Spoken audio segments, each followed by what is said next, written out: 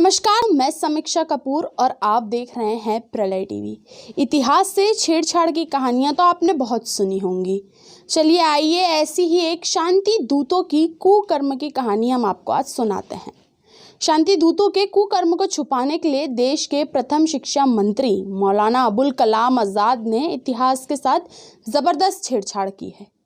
उनकी इच्छा अनुसार पाठ्य पुस्तकों में उल्लेख मिलता है कि संत कबीर मरने के बाद फूल बन गए और हिंदू और मुसलमानों ने उन्हें बराबर बांट लिया, जबकि हकीकत तो यह है कि सिकंदर लोदी ने उन्हें हाथी के पैरों से कुचलाकर मरवा दिया था, क्योंकि वे सामाजिक कुरीतियों का खंडन करते थे और उन्होंने मुसलमान बना दिया था। जब कबीरदास जी ने इस्लाम कबूल करने से मना कर दिया तो सिकंदर लोदी के आदेश से जंजीरों में जकड़कर कबीर को मगहर लाया गया।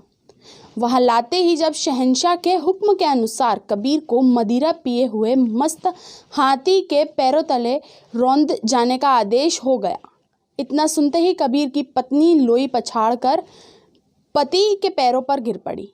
पुत्र कमाल भी पिता से लिपटकर रोने लगा, लेकिन कबीर तनिक भी विचलित नहीं हुए। आंखों में वही चमक बनी रही, चेहरे पर कोई भय नहीं था।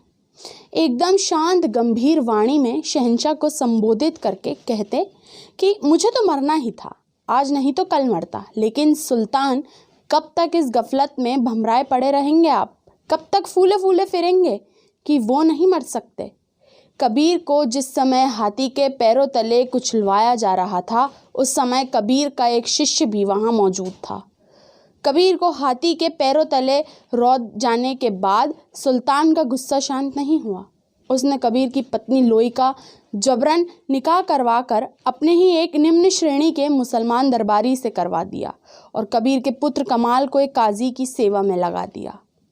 शांति दूतों के काले अतीत को छुपाकर उसे सेक्युलरिज्म का जामा पहनाने का काम करने वाले नेहरू और मौलाना आज़ाद ने बाद में उनकी इसी काम को रोमिला थापर और इरफान हबीब जैसे टुच्चे इतिहासकारों ने आगे बढ़ाया।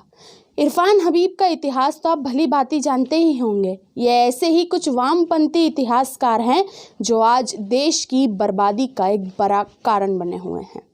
धन्यवाद दोस्तों, देखते रहिए प्रलय टीवी।